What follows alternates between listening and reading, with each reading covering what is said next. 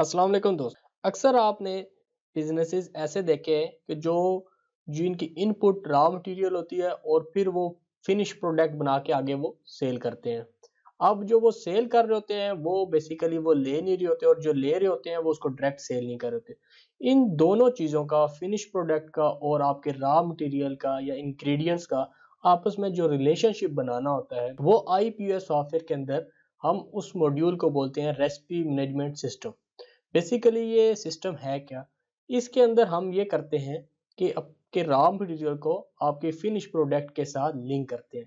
Link हम किस हिसाब से करते हैं, वो जो रेसिपी आपका शेफ आपको देता है वहां से हमने इसको पिक करना होता है और वो लिंक करना होता है। अब ये आपके जहन में होगा ये किन किन बिजनेसेस के अंदर ये चीज इम्प्लीमेंट होती है। मोस्टली जो ये चीज यूज हो रही होती है ये आपके रेस्टोरेंट्स के अंदर होती है।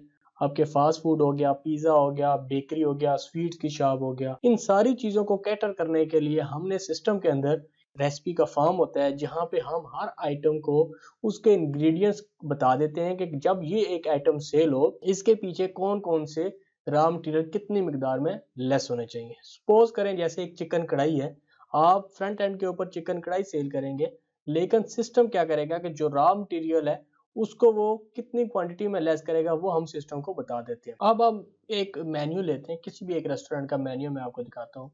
जो उसका मेन्यू होता है वो इस तरह आपको नजर आ रहा होता है, ये उसके आइटम्स होते हैं और जितने भी उसने आइटम को सेल करना होता है उसकी जो आइटम की टाइप होती है वो मेन्यू होती है। मेन्यू का मतलब यह है कि ये फिनिश प्रोडक्ट है, ये उसने सेल करनी है। अब किसी भी फिनिश प्रोडक्ट के पीछे अगर हमने इसका रॉ मटेरियल लिंक करना है, सबसे पहले तो हमने अपने रॉ मटेरियल को नॉर्मल जो हमारा मेन्यू के आइटम्स है उसको सेपरेट करने के लिए हमने एक कैटेगरी क्रिएट करनी है।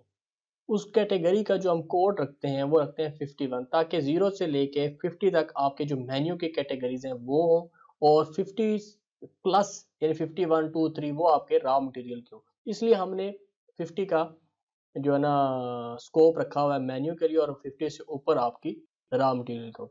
इसका कोई भी नाम आप रख सकते हैं। मिसाल के तौर पर मैं इसको रॉ मटेरियल एक ही उसका नाम दे देता हूँ पूरी कैटेगरी का। ये हमने एक क्रिएट कर ली।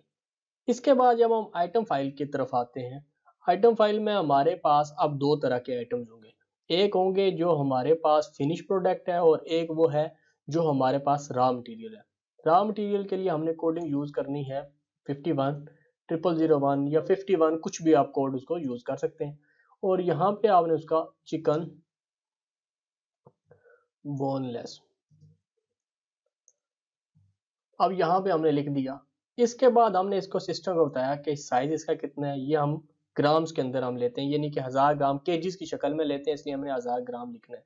यहाँ पे हम 1 केजी इसलिए नहीं लिखते क्योंकि इसकी जो कंजम्पशन है किसी में 200 ग्राम होगी, 500 ग्राम होगी, 800 ग्राम होगी, तो वो हमारे लिए आसानी होगी। हम यहाँ पे इसको ग्रामेज के अंदर लिखते हैं। और इसकी जो आइटम की टाइप होगी वो हम रेसिपी करेंगे, मेन्यू नहीं करेंगे, रेसिपी करेंगे। इसकी कैटेगरी हम देंगे 51। इसके बाद ये केजी कितने का आता है, जो भी उसकी केजी आता है वो आपने यहाँ पे लिख लेना है और यहाँ से आपने अपडेट कर लेना है। एक और आइटम मैं क्रिएट करता हूँ, ये हमारे पास आ गया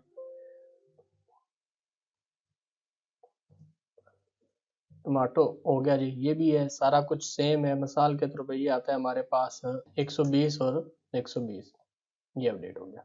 अब आपके जितने भी रॉ मटेरियल के आइटम्स होंगे वो या ग्रामेज के अंदर यूज हो रहे होंगे या एमएल के अंदर यूज हो रहे होंगे या पीसीस के अंदर यूज हो रहे हैं। जो भी उसकी कंजप्शन का यूनिट है वो आपने यहाँ पे साइज के अंदर मेंशन करना होता है। और उसके बाद अब जो रॉ मटेरियल होता है इसकी आपने करनी होती है परचेज। एक टेस्ट सप्लायर मैंने क्रिएट किया हुआ है, आप अपने नाम से कोई भी क्रिएट कर सकते हैं। यहाँ पे सबसे पहले हमने इसको किया, ये देखिएगा 51, हमने कहा हमने 10 किलो ये ले लिया, ये हो गया। इसके बाद हमने टमाटर जो ले ये 5 किलो ले लिया, ये हो गया। इसके बाद हमने यहाँ से कर दिया पोस्ट।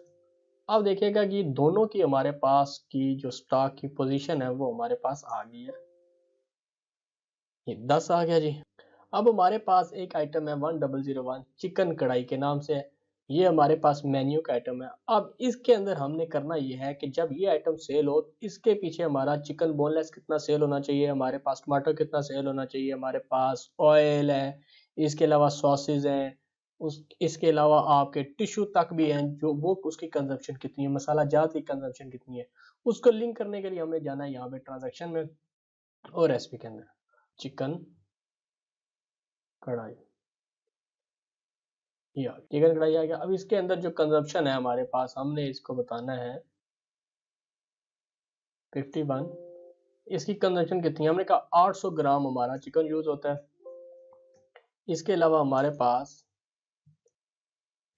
टमाटो है वो हमारे यूज होते हैं जी 400 ग्राम।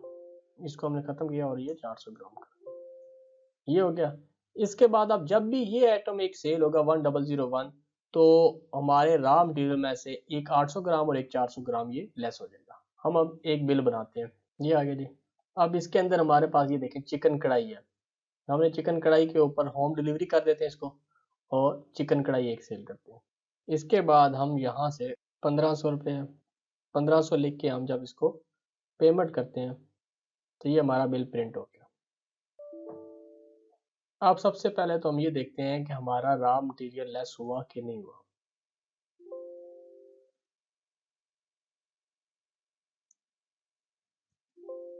आप नोट करें कि वो 10 जो था उसमें से ये लेस हो गया।